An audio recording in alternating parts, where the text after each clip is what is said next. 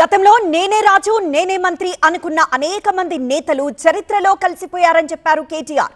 రేవంత్ రెడ్డికి దమ్ముంటే పార్టీ మారిన 10 మంది ఎమ్మెల్యేలతో రాజీనామా చేయించి ఎన్నికలకు రావాలని సవాల్ చేశారు కేటీఆర్.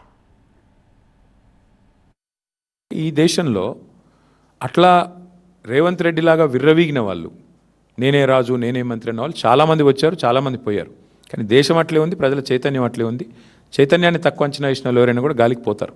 నిజంగా నీ గవర్నమెంట్ మీద నీకు అంత నమ్మకం ఉంటే ఆ 10 మందితో రాజీనామా చెప్పి ఎలక్షన్కి వా, చూద్దాంపా.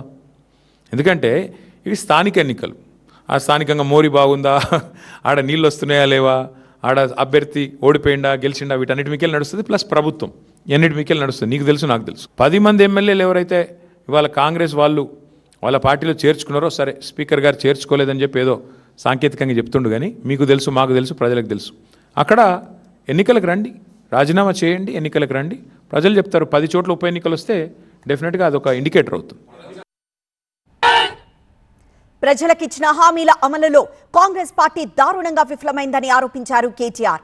ఈ మున్సిపల్ ఎన్నికల ఫలితాలే అందుకు నిదర్శనమన్నారు. ఒకటి, ప్రధాన ప్రతిపక్షంగా మేము సఫలమయ్యామని భావిస్తా ఉన్నాం. ప్రజల ఇష్యూస్ మేము ఎత్తుకున్నాం.